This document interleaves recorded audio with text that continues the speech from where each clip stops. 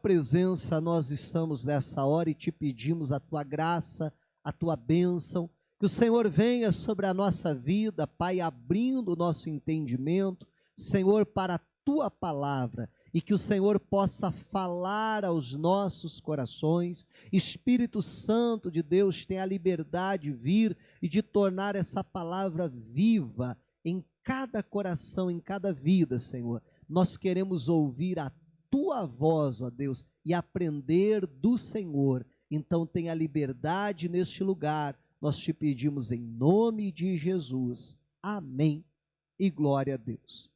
Hoje nós vamos falar um pouquinho a respeito da vida de Saul.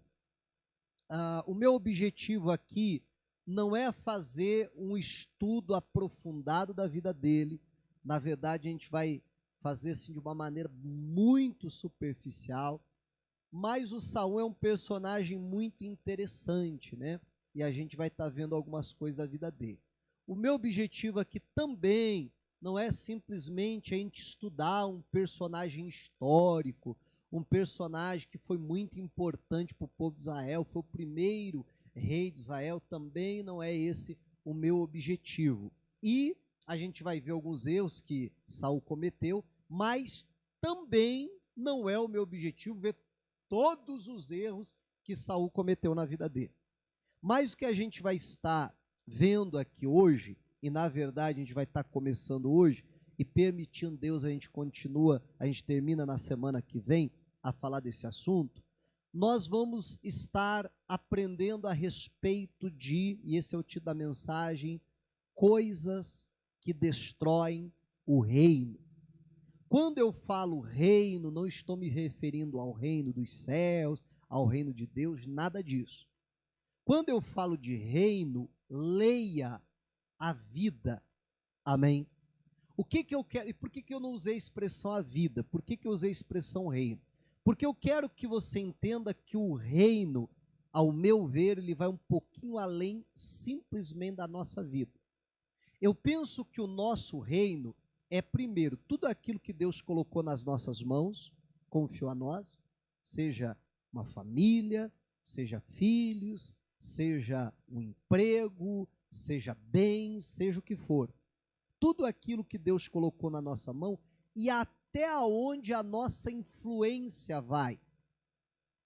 Até onde nós conseguimos influenciar outras pessoas. Eu penso que esse é o nosso reino. Você está entendendo em nome de Jesus?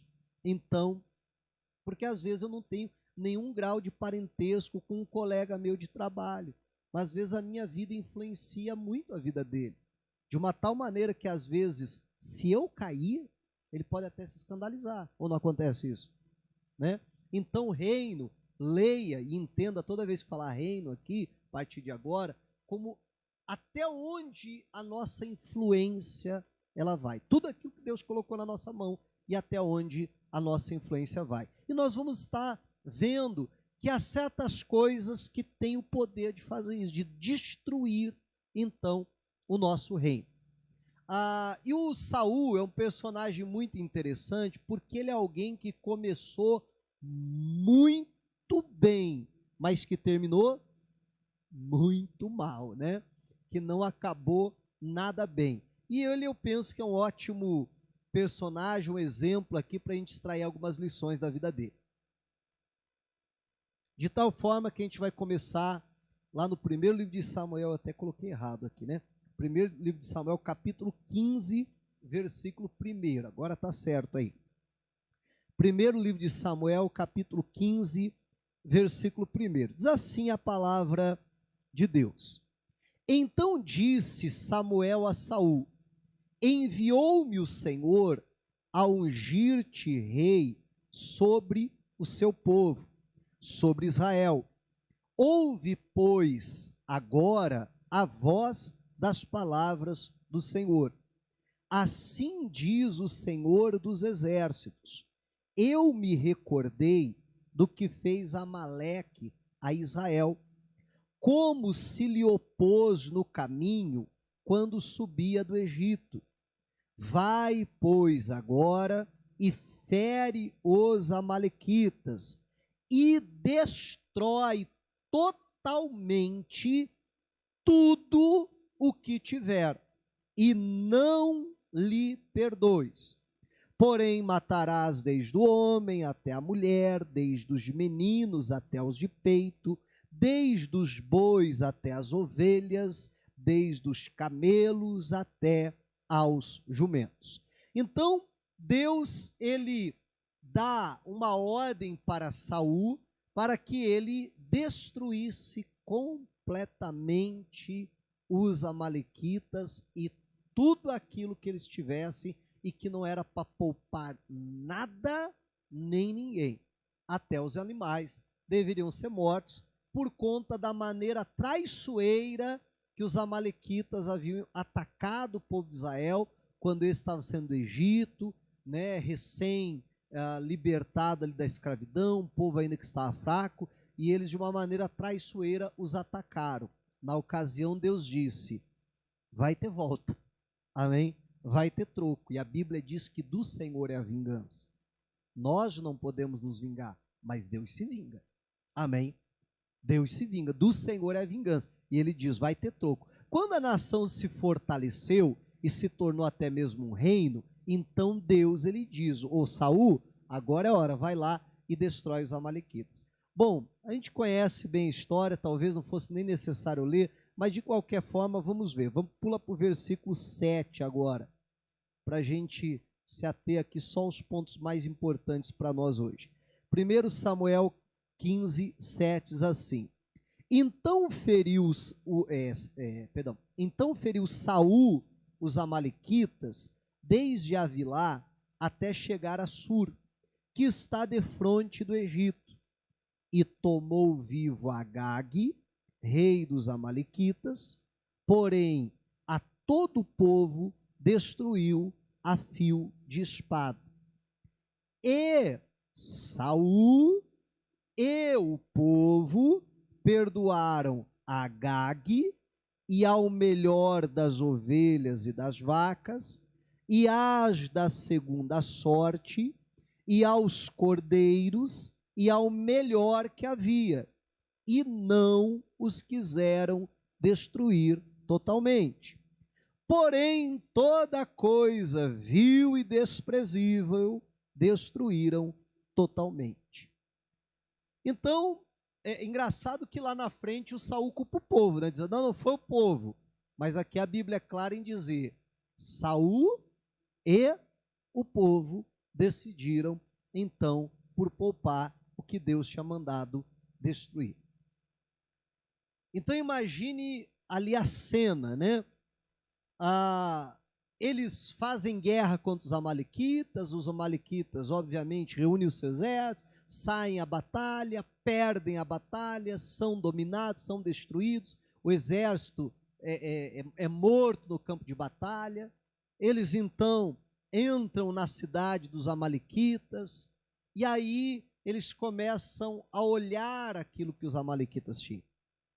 E aí eles estão vendo lá, e eu fico imaginando, né, como Deus mandou, eles estão matando os animais e tal, mas daqui a pouco eles olham aquela ovelhinha bonitinha, gente, com aquela lã assim branquinha, eles olham para a lãzinha e dizem, rapaz, mas dá um cobertor quentinho, tá entendendo?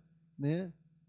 Poxa vida, olha que ovelha gordinha, olha que ovelha saudável, olha que ovelha bonita. Eu acho que para que matar a coitadinha? Não, o povo eu até entendo que eles são culpados que eles fizeram, mas a ovelhinha, tadinha. Não, deixa a ovelhinha ali do ladinho ali. Aí daqui a pouco eles viam uma ovelha feia, magra, com o pelo, né, falhado e tal, indo mancando até. Não, isso aí passa a espada, isso aí pode matar. Não é isso que a Bíblia diz? Tudo aquilo que aos olhos deles era algo desprezível, algo vil, não, isso mata. Aí daqui a pouco via lá a vaca e tinha uma bonita no pasto, né? Saudável, eles ficam olhando, rapaz, isso dá uma picanha, hein? Isso dá um churrasco. Poxa, se a gente matar ela aqui, vai cair aqui, vai apodrecer, um animal vai comer. poxa vida, bem que a gente podia levar essa vaquinha, né? E assim foi. Agora, aos olhos do Senhor, aos olhos de Deus, tudo aquilo era algo condenável. Deus já havia condenado aquilo à destruição. Mas na visão deles, tinha coisas ali que não deveriam ser destruídas, apesar de que Deus falou para destruir. Aí olham para o rei Agag e diz, rapaz, mas olha que rei bonito, olha que barba bonita. O camarada fica bonito com uma coroa na cabeça. Ah, não vamos matar ele não, vamos poupar ele, vamos levá-lo como nosso prisioneiro, vai ser até um trunfo para nós, vai ser até motivo, já imaginou a gente entrando em Israel, trazendo o rei derrotado, né? O povo vai amar o Saul, não, então o rei vamos levar com a gente. Você está entendendo? E aí eu te pergunto, e não é isso que muitas vezes nós fazemos? O que, pastor? Meu irmão, certas coisas, olha aqui para mim, certas coisas que Deus já condenou, aqui na palavra dele, mas que nós não queremos olhar para aquilo como Deus olha. E aí, ainda que aquilo aos olhos de Deus seja algo condenável, mas aos nossos olhos a gente diz, mas será que é tão errado assim? Não é dessa forma? Será que eu preciso ser assim, tão radical? Será que precisa matar tudo? Será que não pode poupar um pouquinho? E aí nós já extraímos a primeira lição nossa de hoje, que é aquilo que você poupa e que Deus condena, é aquilo que vai destruir o teu rei.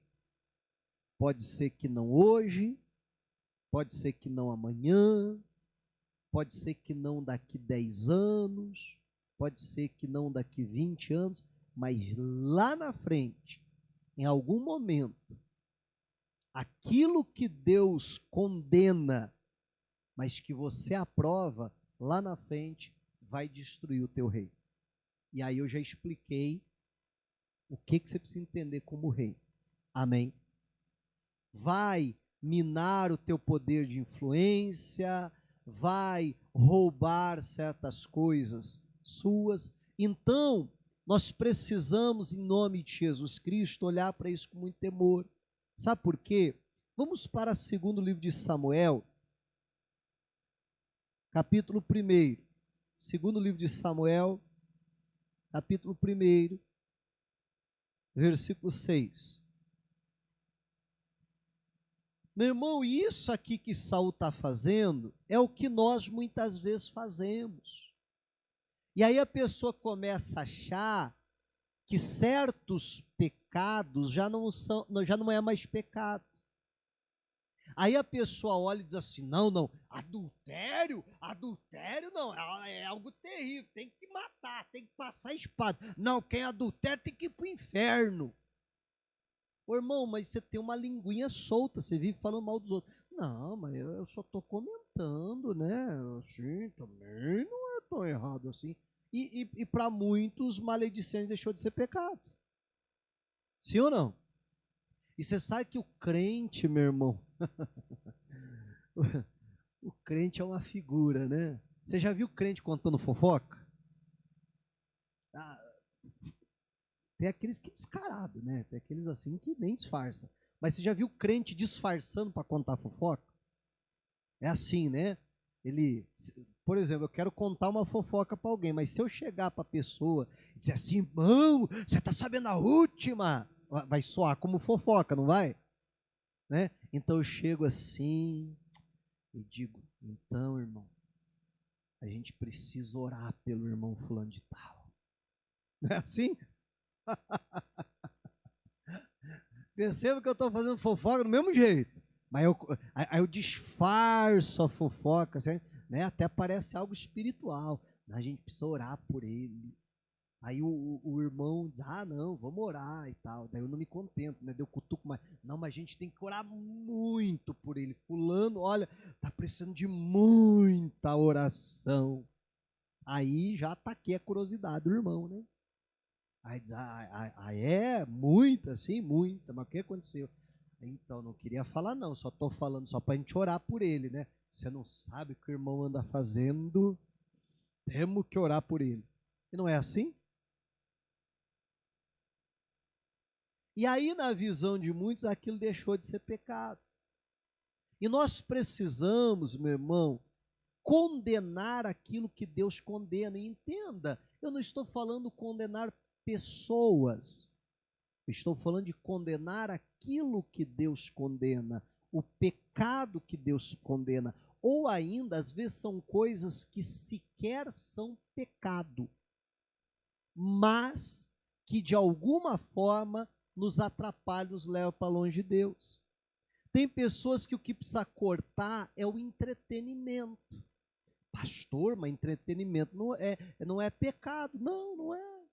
Entretenimento é até saudável. Sim, é. Mas o excesso dele, que leva a pessoa para longe de Deus, que a pessoa não tem tempo de orar, não tem tempo de buscar Deus, excesso de entretenimento, então é algo que a Bíblia condena e que precisa ser cortado. Porque nada que nos roube de Deus é algo que Deus aprova. Você está entendendo em nome de Jesus? E às vezes não é nem isso, às vezes é até uma amizade. Às vezes a pessoa tem uma amizade que afasta a pessoa de Deus. A pessoa tem uma amizade ali, vamos supor, com alguém muito negativo, muito pessimista. E aquele pessimismo que a pessoa tem acaba influenciando, e a pessoa também vai ficando pessimista, ou vai ficando maldizente, ou aquela amizade de alguma maneira vai influenciando mal. E a Bíblia diz: as más amizades corrompem os bons costumes.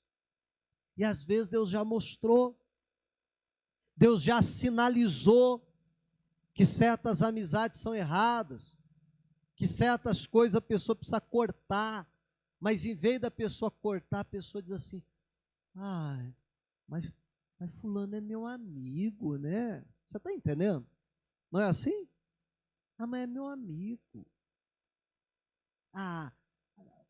Tadinho dele, né?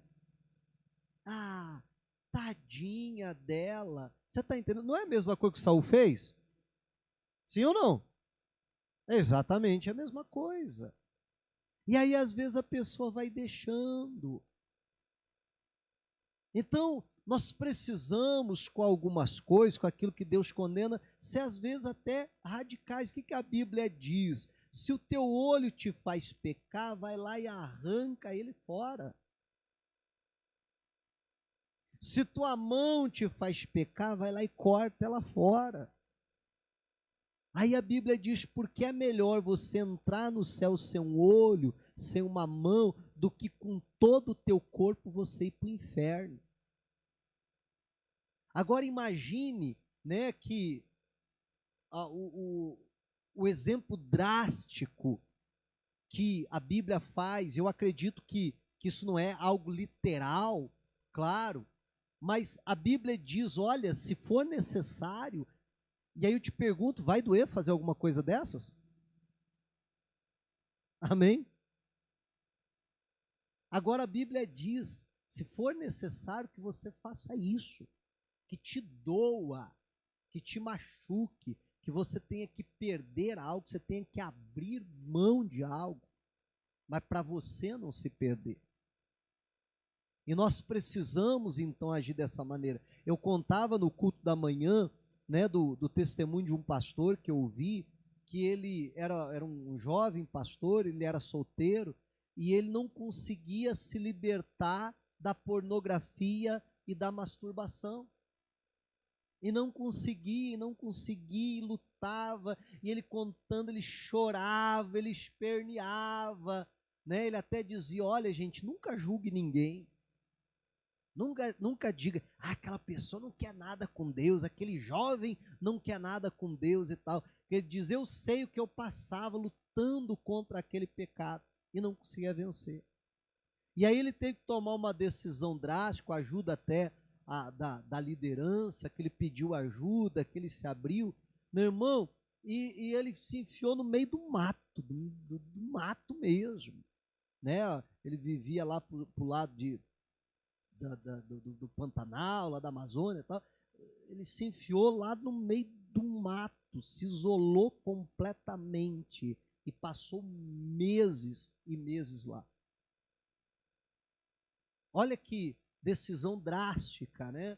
E ele teve que fazer isso. Agora, não era simplesmente se isolar. Naquele período foi um período de muita consagração, de muita oração, aonde Deus foi trabalhando com ele certos princípios que o fizeram vencer. Hoje ele já é um senhor, hoje ele tem até netos já e tal, e ele contando, ele diz, eu precisei tomar aquela atitude, mas dali para cá eu ando livre, liberto desse pecado, nunca mais caí nesse pecado. Amém, igreja? Mas tem gente que vai levando a brincadeira. Meu irmão, se necessário for você tirar computador da tua casa, tira. Se necessário for, quem sabe você, sei lá, tomar uma atitude drástica nesse sentido, que seja. Amém, igreja? O que não pode é a pessoa ficar brincando com o pecado e se perder, porque aquilo que Deus condena e que eu poupo é aquilo que vai me destruir amanhã. A Bíblia aqui narra o seguinte, segundo o livro de Samuel, capítulo 1, versículo 6, assim, ó. Só para você entender, aqui é um jovem que havia fugido da batalha entre os israelitas e os filisteus e vai até Davi levar notícia para ele. Diz assim, então disse o jovem que lhe dava notícia, cheguei por acaso à montanha de Gilboa, e eis que Saul estava encostado sobre a sua lança, e eis que os carros e os capitães de cavalaria apertavam com ele. E olhando e olhando ele para trás de si, viu-me a mim e chamou-me. E eu disse, eis-me aqui. E ele me disse, quem és tu? E eu lhe disse, o que ele disse? Sou Amalequita. Gente, era para existir Amalequita? Não, porque era para ele ter matado todos.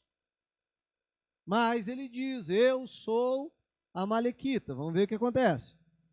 Então ele me disse, peço-te, arremessa-te sobre mim e mata-me, porque angústias me têm cercado, pois toda a minha vida está ainda em mim. Arremessei-me, pois, sobre ele e o matei, porque bem sabia eu que não viveria depois da sua queda.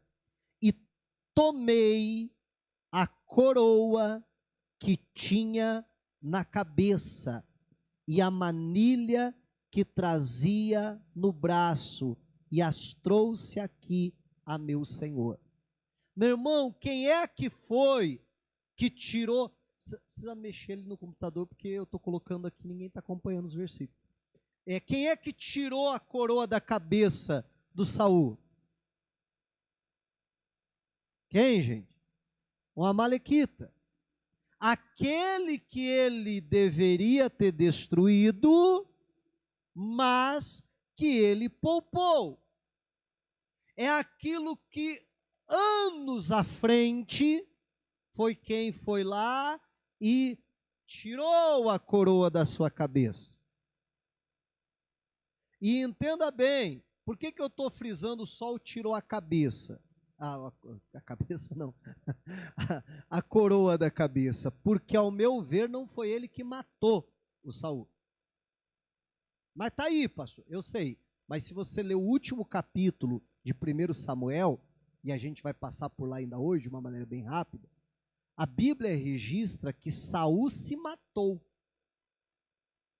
Só que o que é interessante é que se você comparar as duas histórias, tem uma semelhança muito grande entre elas, inclusive aquilo que Saul pede para que seja feita e aquilo que o Saul fala.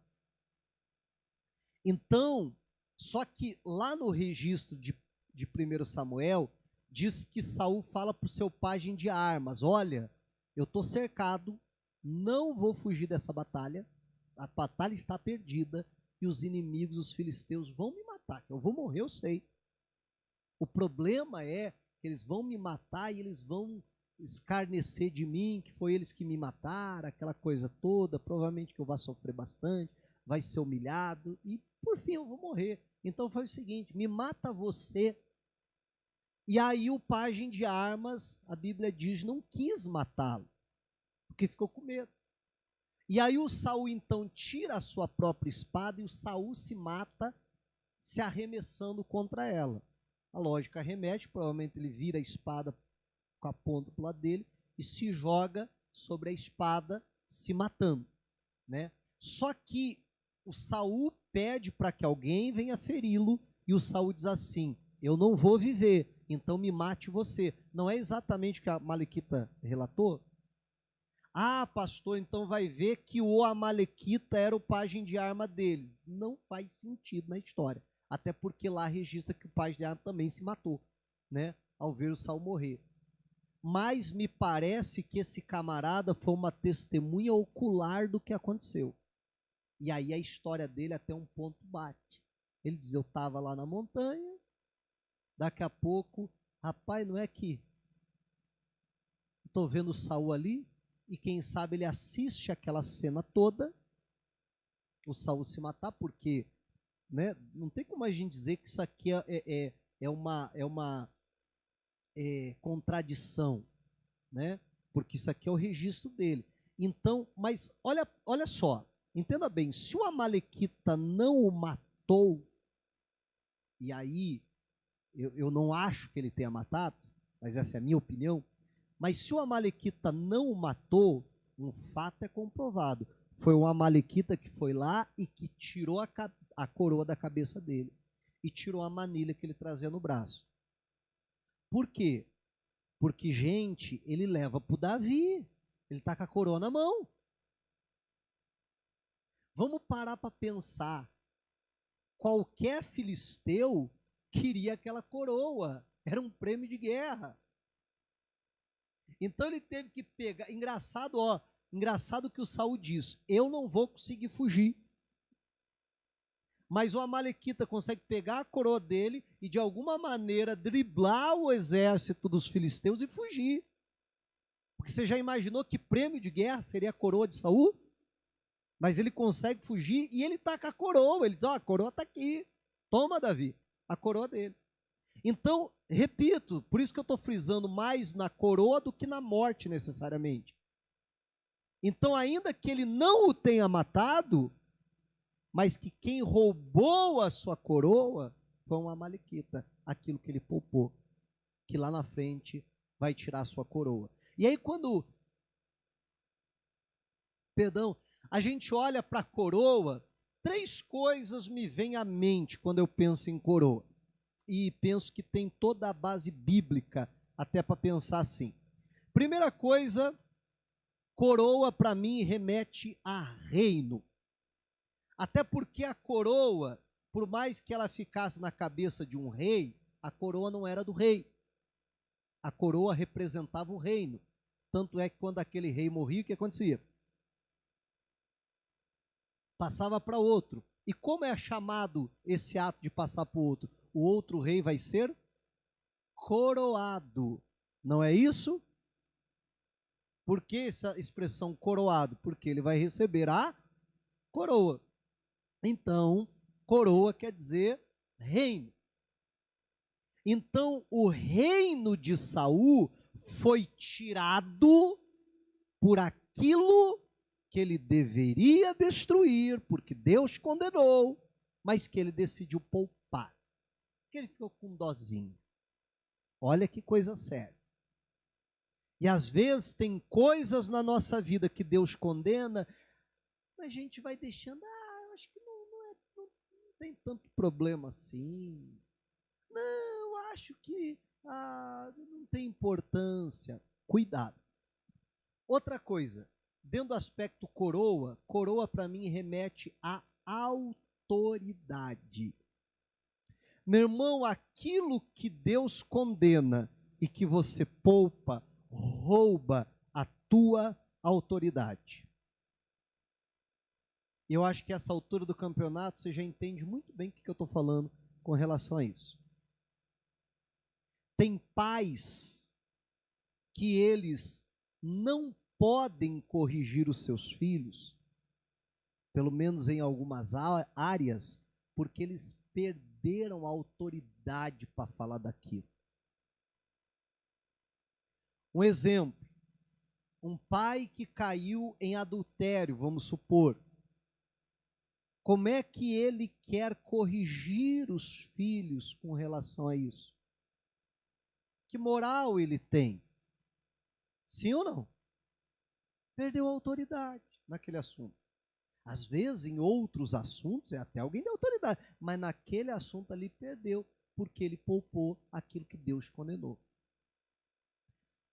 Terceiro aspecto, com relação à coroa, sempre quando eu penso de coroa na Bíblia, me remete à questão da salvação.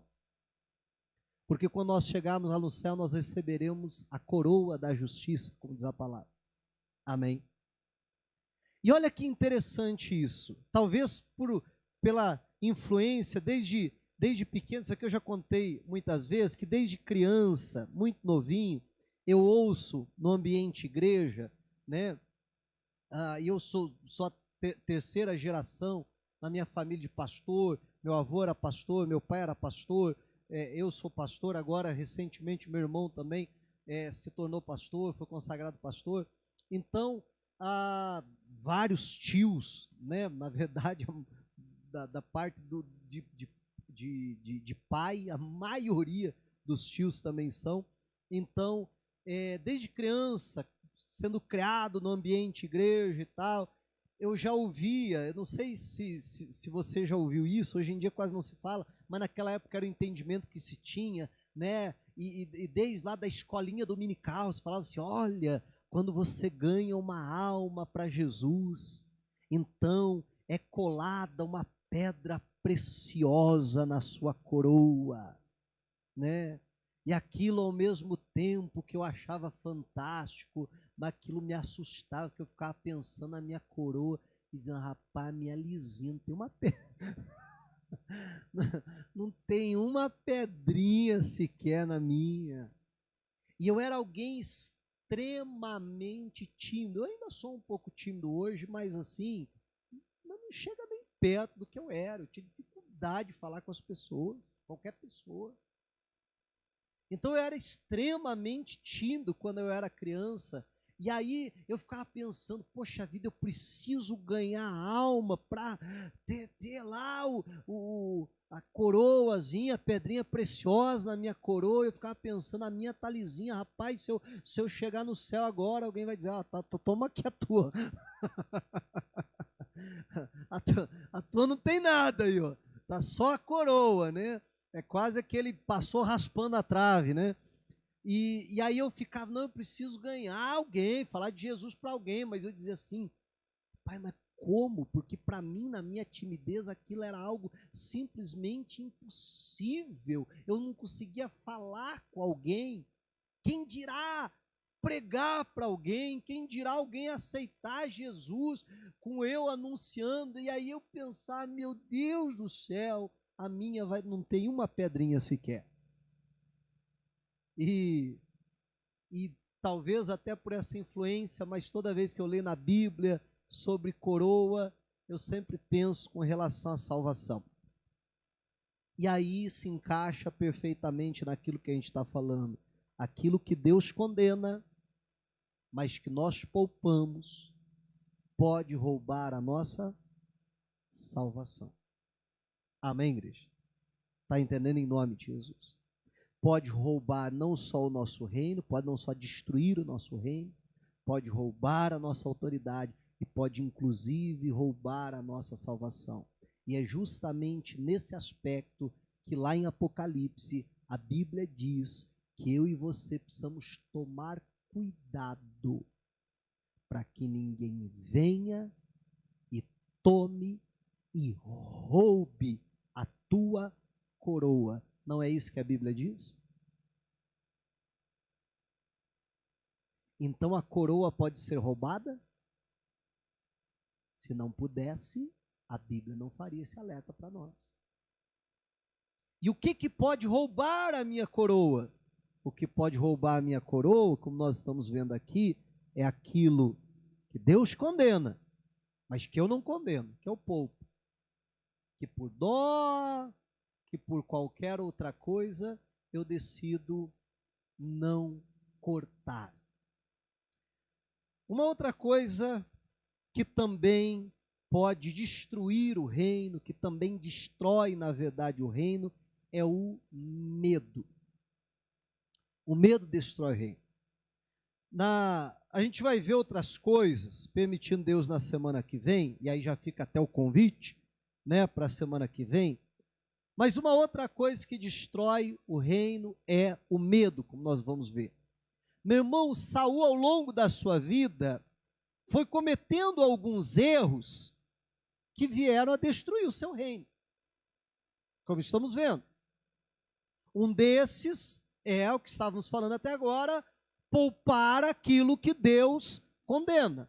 O segundo, que hoje eu quero falar, é a respeito do medo. E para isso, eu peço que você volte lá para 1 Samuel, e a gente vai agora para 1 Samuel capítulo 15, versículo de número 24. E agora, pessoal, eu vou ser assim um pouquinho mais rápido, e nós vamos ver vários versículos da Bíblia aqui. Vamos ver vários versículos, e não dá tempo da gente ler todo o texto. A gente vai só no versículo específico, e eu vou tentar aqui contextualizar para você entender aqui o que é que está acontecendo. Beleza? 1 Samuel 15, 24. Diz a Bíblia: Então disse Saul a Samuel: Pequei, porquanto tenho transpassado o dito do Senhor e as tuas palavras. Por quê, gente? Porque temi o povo e dei ouvidos à sua voz. Meu irmão, Saul, se desculpando com Samuel, ele diz o seguinte: olha, eu desobedeci a Deus. Eu não dei ouvido à voz de Deus. Eu não fiz o que Deus mandou. Na verdade, eu atropelei o que Deus mandou. Eu desobedeci descaradamente o que Deus mandou. Mas eu só fiz isso porque eu temi o povo. Aí eu te pergunto, alguém aqui já desobedeceu a Deus porque temeu o povo? Levanta a mão. Se não levantar, vou desconfiar que você é mentiroso. Amém? Vou tentar de novo, vou fingir que eu não vi, tá? Alguém aqui já desobedeceu a Deus porque temeu o povo? Amém. Quem não tem pecado, que atire a primeira pedra. Quantas vezes, meu irmão, nós já não quebramos princípios, nós já não desobedecemos o que Deus mandou por causa da influência de outras pessoas, por temer o povo. Ai, o que vão pensar de mim, né? Não é assim? A multidão, o fluxo está indo tudo para esse lado. Poxa vida, como é que eu vou na contramão? Segue o fluxo, né? Isso não é temer o povo? Sim ou não, igreja? Então, meu irmão, não há um sequer que pode dizer, não, eu não. Não, sim, com certeza, que você já desobedeceu a Deus para querer agradar alguém, ou para não desagradar uma pessoa, um grupo de pessoas, ou porque fez alguma coisa, porque naquele ambiente, naquele grupo de pessoas, Ah, todo mundo está agindo assim. Ah, vou fazer também. Você está entendendo em nome de Jesus? Todo mundo já. Não estou dizendo que isso seja certo. Não estou dizendo que seja bonito da nossa parte. Mas eu estou afirmando que todo mundo já cometeu esse pecado.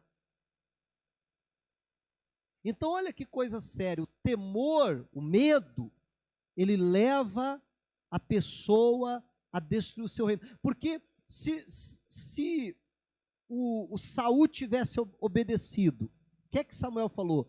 Deus teria confirmado o teu reino para sempre. Foi porque você desobedeceu. Por que ele desobedeceu? Porque ele temeu o povo. Vamos ver mais. 17, capítulo 17, versículo 11. Diz assim: quando então Saul e todo Israel, ouvindo então Saul e todo Israel essas palavras do filisteu, espantaram-se. E o que? E temeram muito. De quem que é o filisteu? O que a Bíblia está dizendo? É o Golias. O Golias está indo lá e afrontando o exército de Israel, que Saul é o rei, dizendo: me dá um para lutar comigo. Quem vencer essa batalha ganha a guerra. Não precisa todo o exército enfrentar. Vai o melhor guerreiro de cada lado. E o Golias está lá desafiando. E a Bíblia diz que quando não foi só o povo, quando Saul ouviu e o povo temeram muito. Agora vamos parar para pensar. Do lado de lá eles mandaram o grandalhão deles, não foi isso? Do lado de cá, quem que era o grandalhão do exército? Saul. A Bíblia diz que ele se sobressaía a todo o povo do ombro para baixo. No meio da multidão, assim, todo mundo dava do ombro para baixo. Você via aquele cabeção assim, amém? No meio do povo, aquele grandalhão, quem que era? Era o Saul. Então não era para ele ir? Agora, o Saul fica com medo e não vai. Olha só, entenda bem. Nesse momento, Davi já foi escolhido por Deus. Davi já foi ungido rei, beleza? Só para constar. Mas entenda só, ignorando a questão do plano de Deus, a questão que Deus já havia escolhido Davi, ignorando, deixando isso aí de lado. Só um exercício mental, por favor. Deixando isso aí de lado. Quando foi que Davi apareceu na história? Quando foi que Davi se torna conhecido em todo Israel? Foi nesse momento. Foi porque Saul temeu e Davi não temeu, é que o Davi aparece na história de Israel. Está entendendo? Esquecendo o plano de Deus, ungiu, tal. Falando assim, de uma maneira política, ali do povo de Israel. Foi nesse momento que Davi se torna conhecido de todo o povo. Olha o que o medo faz. Olha o que o medo, o que acontece. Vamos ver mais. 18, 12. 1 Samuel 18, 12.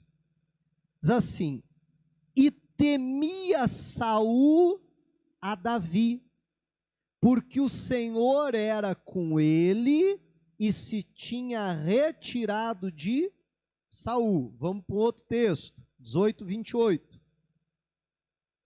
E viu Saul e notou que o Senhor era com Davi. E Mical, filha de Saul, amava. Ele disse: rapaz, mas todo mundo ama esse cara. Deus é com ele. Até a minha filha ama o cara. O que aconteceu? Então Saul temeu muito mais a Davi, e Saul foi todos os seus dias inimigo de Davi. Engraçado que a Bíblia não diz que Davi era inimigo de Saul, mas diz que Saul era inimigo de Davi. Agora, olha como o medo, ele destrói o reino, porque o medo ele vai se tornando uma bola de neve. Analisa comigo os fatos. Saul teme o povo e por isso desobedece a Deus. Porque Saul desobedeceu a Deus. Deus diz: eu vou escolher outro e colocar outro no lugar. Quem que Deus escolhe? Davi. O Saul teme o Golias. Quem aparece na história? Davi. Quando Davi aparece na história, se sobressai, Saul passa a temer a quem? Davi. Você está entendendo? Como aquilo vai se tornando uma bola de neve? O que que o medo ele faz? O que que o medo ele gera? E cada vez a pessoa vai ficando mais medroso, cada vez a pessoa vai se acovardando mais, cada vez vai tomando atitudes mais medrosas ainda, mais sem noção, e cada vez mais a coisa vai piorando. Agora Saul entra numa guerra declarada contra Davi. Agora eu gostaria que você parasse e pensasse, eu já volto aqui, a gente já continua, mas parasse e pensasse um minutinho comigo. Meu irmão, Davi nunca foi um concorrente de Saul. Davi nunca foi um concorrente de Saul. Davi só se torna rei de Israel depois da morte de Saul. Davi teve oportunidades para matar Davi e com o seu próprio esforço subir ao trono. Davi nunca olhou para Saul como seu concorrente.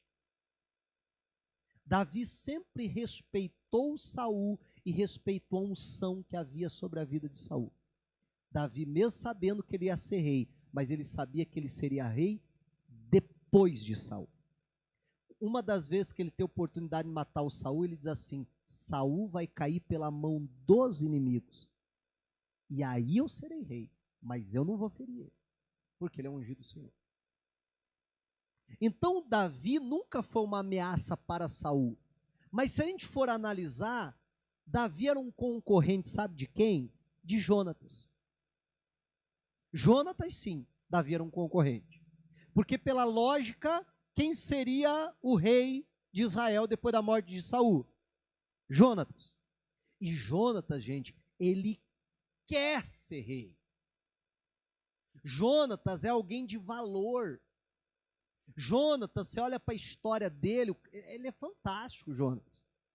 O camarada está todo tempo mostrando a sua coragem, a sua valentia, a todo tempo entrando em batalhas que Saul não estava nem sabendo, mas ele entrava para provar o seu valor. Jonatas, ele era amado pelo povo. Se lembre que naquele voto que Saul faz, que ninguém podia comer, e o Jonatas, sem saber, come o mel, e aí o Saul diz: não, então você vai morrer. O povo se levanta contra o rei para defender o Jonatas, e o povo diz para o Saul: no Jonatas você não toca. Era alguém de influência? Era alguém que queria provar, mostrar o seu valor? Sim. Mas quando Jonatas reconhece que Deus é com Davi, o Jonatas não bate de frente com o plano de Deus. E nem olha Davi como Saul olhava, como um concorrente. Sabe o que o Jonatas faz? Ele diz: vamos fazer uma aliança, porque eu sei que Deus é contigo, porque eu sei que você vai se tornar o rei de Israel, e se eu não posso ser rei, então eu vou ser o segundo. Não é o que ele fala? Meu irmão, o Jonatas não é alguém que não está interessado, ele não está dizendo assim: não, isso aí não me interessa, eu não quero ser rei, não almejo isso, não, eu quero viver lá no campo, pescando e tal, não quero saber disso aí. Não, não, ele diz: já que eu não posso ser o primeiro, eu vou ser o segundo, porque eu quero estar nas cabeças. Mas ele diz: mas eu não vou tentar bater de frente contra o plano de Deus. Se Deus te escolheu, acabou, você vai ser rei, mas eu vou ser o segundo. Meu irmão, Saul não poderia adotar essa mesma postura? Já que o próprio filho dele agiu assim. E sabe o que é engraçado? É que Saul fica com raiva de Jonatas e diz: você não está vendo, rapaz, o que está acontecendo? Que ele vai se tornar rei, você vai perder teu lugar. Mas se Saul tivesse agido dessa maneira com Davi, Mas não, o que ele faz? Por medo. Por medo, ele se declara inimigo daquele que poderia ser o seu melhor guerreiro, e de fato era ser o seu maior aliado, e ele se declara inimigo dele, e persegue ele toda a vida de Davi. Olha que coisa séria. Por causa do quê? Medo. Aí vamos continuar a história. 28 agora, dá um pulo lá. Capítulo 28, versículo 5. Diz assim a Bíblia: e vendo Saul o arraial dos filisteus, o que aconteceu? Para variar, temeu e estremeceu muito o seu coração. Aí o que ele faz? Aí a Bíblia diz que ele vai consultar Deus, mas Deus não responde. E aí vamos lembrar que ele havia acabado de mandar matar uma cidade inteira de sacerdotes. Toda a família de Abiatar havia sido morta. E aí ele diz: Deus, fala comigo. E eu fico pensando assim, Deus respondendo: como é que eu vou falar contigo? Você matou tudo os sacerdotes. Verdade, não é? Como é que eu vou falar com você? E Deus não responde. Sabe o que ele faz? Ele vai lá e ele então procura uma necromante para se consultar. É como se alguém hoje dissesse: já que eu estou indo na igreja, Deus não me responde, Deus não me abençoa, então tá bom, então também vou para a feitiçaria. Não é mais ou menos isso? Mas por que ele faz isso? Porque ele temeu os filisteus. E no medo dele, ele diz: contra esse exército eu não posso. E agora? O que eu vou fazer, já que Deus não responde? Eu vou ter que apelar. Eu vou ter que dar um jeito, porque senão eu vou perder a batalha. Bom, perdeu do mesmo jeito, né? Diga-se de passagem. E para acabar a triste história de Saul, capítulo 31, versículo 3, diz: e a peleja se agravou contra Saul, e os flecheiros o alcançaram, e muito temeu por causa dos flecheiros. Então disse Saul ao seu pajem de armas: arranca a tua espada e atravessa-me com ela, para que porventura não venham estes incircuncisos e me atravessem e escarneçam de mim. Porém o seu pajem de armas não quis. Por quê? Porque temia muito. O medo é algo tão terrível que passa, né? Influenciou ele também. Então Saul tomou a espada e se lançou sobre ela e se mata. Uma vida que muitas decisões foram sendo tomadas por medo. E tem muita gente vivendo assim, que vem tomando decisões por medo. Há um ditado, principalmente na área dos negócios e tal, que é o seguinte: aquele que tem medo de perder nunca ganha nada. A gente não pode viver o tempo todo em risco. Isso não é nem saudável e nem sábio. Mas eu viver uma vida que eu não me arrisco nunca, eu penso que isso também não é nem saudável e nem sábio. Amém? Tem muitos momentos na nossa vida que a gente precisa de uma boa dose de coragem e se arriscar. E às vezes dá certo. Outras dá errado. Sim ou não? Outras dá errado. Mas muitas vezes na nossa vida a gente vai precisar se arriscar.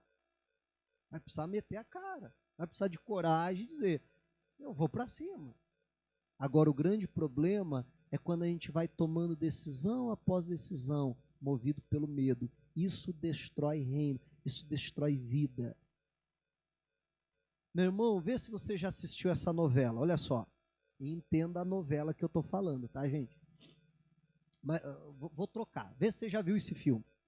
Aquela irmãzinha, aquele irmãozinho que se casa, mas que tem um medo de perder o seu casamento.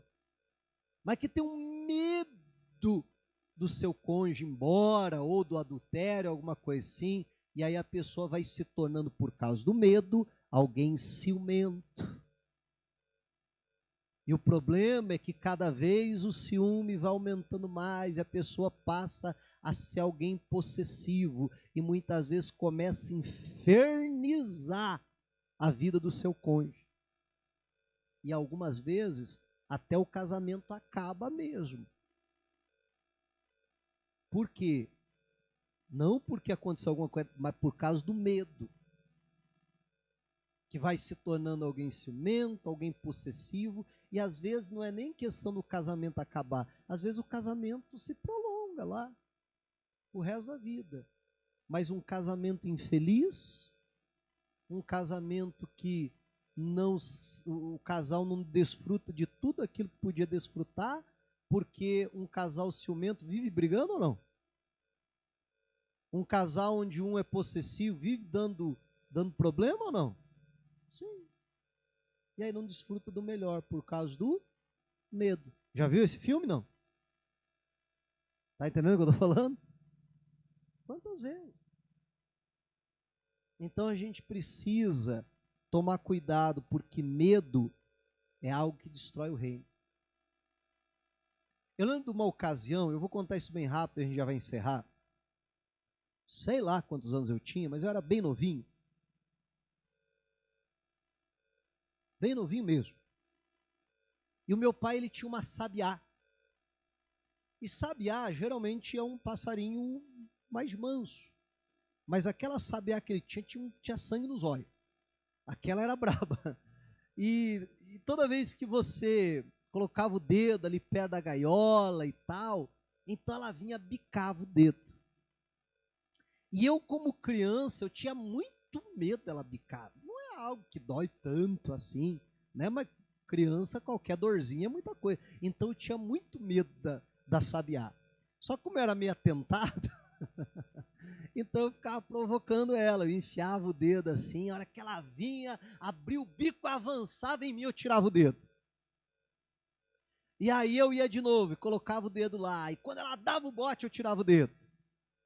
E assim foi indo, e eu fui brincando com ela assim, eu fui brincando e cada vez ela ia se tornando mais agressiva. E aí um dia meu pai viu eu fazendo isso, e meu pai falou assim, olha, você não pode fazer isso.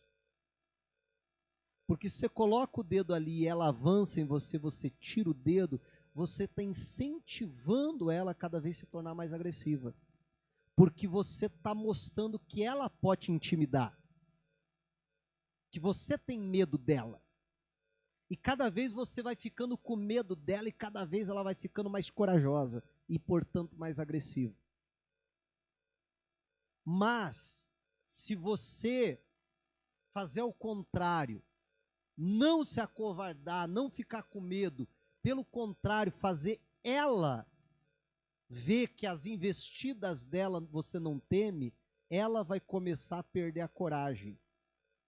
E ela vai se tornar, então, mais mansa e mais dócil.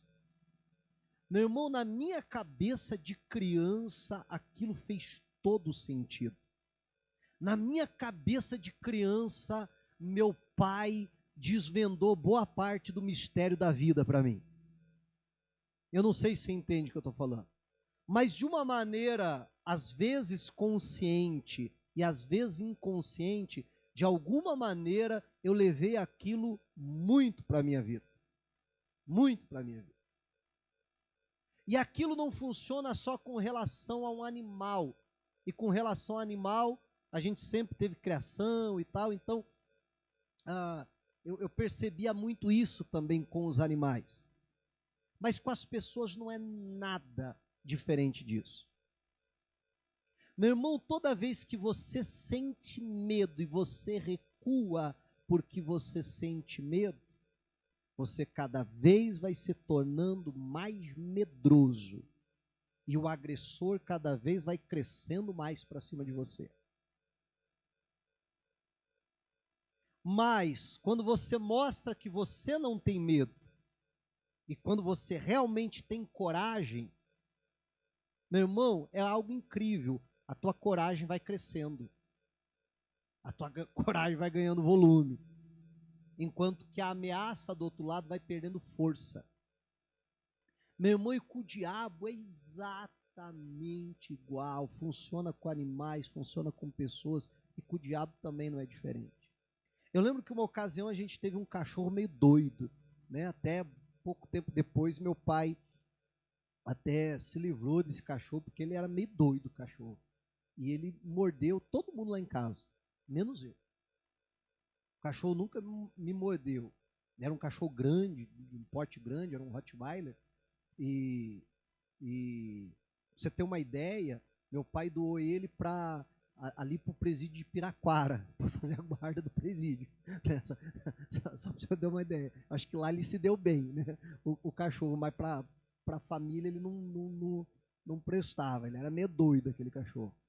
E ele mordeu todo mundo lá, mas ele nunca mordeu. E eu nunca tive medo dele. Primeiro que eu era meio sem juízo também na época, né? Aí tinha uma dose assim meio exagerada de coragem, né? Mas olha só como tem certas coisas que acabam sendo marcantes na nossa vida, né? Às vezes a gente vai perceber muito e muito tempo depois.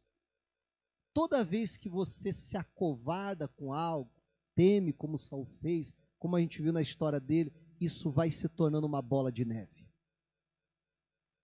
Isso vai se tornando uma bola de neve, isso aumenta cada dia mais. Aí eu já contei aqui para vocês, uma ocasião, que certa vez eu subi num lugar bem alto para pular lá de cima. Caí na água, vai para pular. Eu olhei de baixo para cima e falei, não, tranquila, eu pulo, deixa comigo. E subi lá todo. Só que quando eu cheguei na beirada, olhei lá para baixo, né?